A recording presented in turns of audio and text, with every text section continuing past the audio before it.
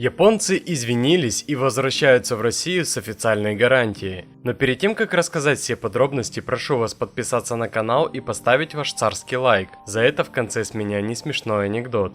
Также переходите в наш телеграм-канал. Ну что, слухи разлетаются как масло по бетонному полу гаража. Toyota устроила встречу с бывшими российскими дилерами в Дубае, извинилась за вынужденный уход и тонко дала понять, что собирается вернуться. Бумаги о неразглашении подписаны, пожатия рук состоялись, дружеские хлопки по плечу, мол, вы же понимаете, не по нашей воле. Коротко о главном. В марте 2022 года Toyota свернула деятельность в России, остановила завод в Санкт-Петербурге и прекратила официальные поставки автомобилей. С тех пор ее продукция попадала на наш рынок лишь по серым схемам, через параллельный импорт и перекупов. А фанатам Camry и Land Cruiser оставалось только надеяться на чудо. И вот встреча в Дубае. Бизнес-класс, пятизвездочный отель, извинения от руководства и фраза: как только ситуация стабилизируется, мы вернемся первыми. Но зачем это японцам? Все просто. Они не просто так раздают извинения. В Японии репутация и сохранение лица стоят дороже любых бизнес-амбиций. Такой жест – это сигнал. Мы не сами ушли, нас вынудили. Плюс Toyota прекрасно понимает, что дилеры – это их единственная ниточка к российскому рынку. Без них возвращение будет напоминать поездку без колес. К тому же встреча явно не прошла просто так. Японцы наверняка анализировали, кто сейчас управляет рынком, какие цены и как им снова вернуться в игру. 2025 войдет в историю как год перемен. Трамп готовит решение, которое изменит облик всего мира. Он уже начал противостояние с Китаем, ругается с Европой и обещает скорый финал СВО. Очевидно, что нас ждут большие перемены. В такое время лучше всего следить за теми, кто не наводит панику и основывается на фактах. Хороший пример – канал Мультипликатор. Еще год назад он рассказал, почему победит Трамп и к чему это приведет. Предупреждал об отмене льготной ипотеки, давал точные прогнозы по рублю и доллару. А сейчас он постоянно объясняет, что будет уже весной с рублем, вкладами россиян и ценами на жилье. Подпишитесь на этот ценный канал, чтобы заранее быть готовыми к событиям, которые скоро коснутся каждого, ссылки в описании. Уход Toyota из России был не капризом, а вынужденной мерой. Санкции, логистические сложности, политическое давление – все это привело к тому, что завод в Петербурге, выпускавший RAV4 и Camry, а это на секундочку 80 тысяч автомобилей в год, просто встал. Официальные поставки прекратились, а серый импорт не мог покрыть весь спрос. Но вот в чем загвоздка.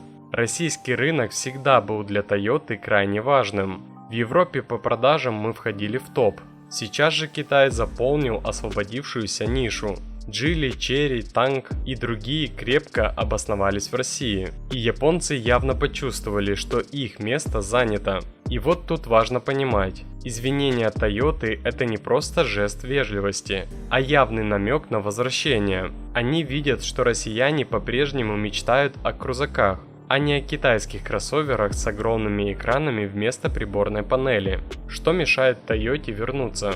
Пока ограничения действуют, Toyota не может просто так взять и завести автомобили официально. Логистика остается сложной, финансовые операции запутанными, а комплектующие требуют обходных схем. Завод в Санкт-Петербурге. Ожидать, что он снова заработает по щелчку пальцев, не приходится.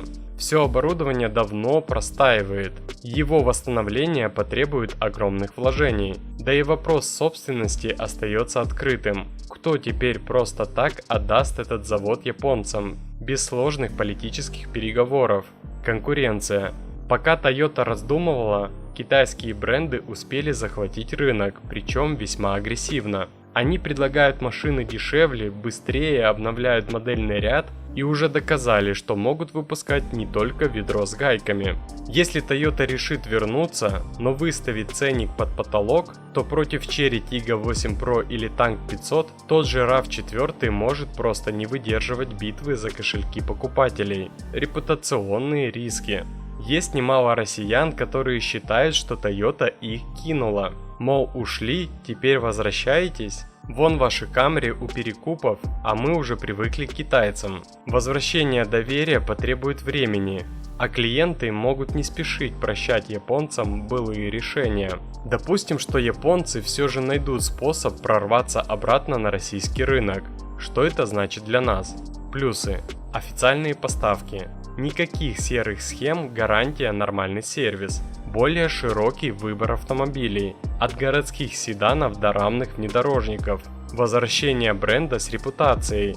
Toyota – это надежность, ликвидность, статус. Минусы. Цены уже не 2 миллиона рублей. Санкции, сложная логистика и пошлины могут сделать Toyota слишком дорогой. Если новый RAV4 обойдется в сумму, за которую можно купить квартиру, а Chery останется доступным, японцам будет сложно вернуть свою аудиторию. Задержки с поставками. Даже если они найдут обходные пути, не факт, что это будет быстро и массово. В любом случае, если Toyota вернется, российский рынок ждет мощное переформатирование.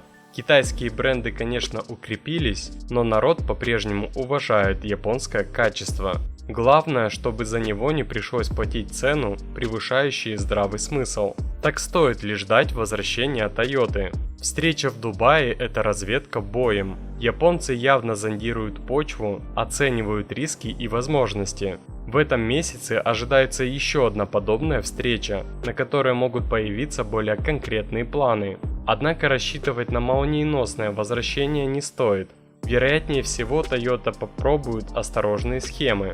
Начнет с параллельного импорта через Казахстан и ОАЭ или другие страны. Возможно, наладит сборку где-то рядом, но не в России. Полноценное возвращение с заводами и дилерскими центрами – это история на годы, если вообще реально. А пока остается только следить за новостями. Если санкции смягчатся и появятся лазейки, Toyota может вновь появиться на наших дорогах быстрее, чем кажется. Но без серьезных перемен в геополитике, их путь обратно в Россию будет напоминать езду на ручнике. Медленно, с трудом и с кучей дыма. Напишите в комментариях, а вы ждете японцев? Ну и обещанная мною шутка. Умер от любопытства. Причина – вывих шеи. А больше автоновостей, инсайдов и юмора вы найдете в нашем телеграм-канале, ссылка в описании.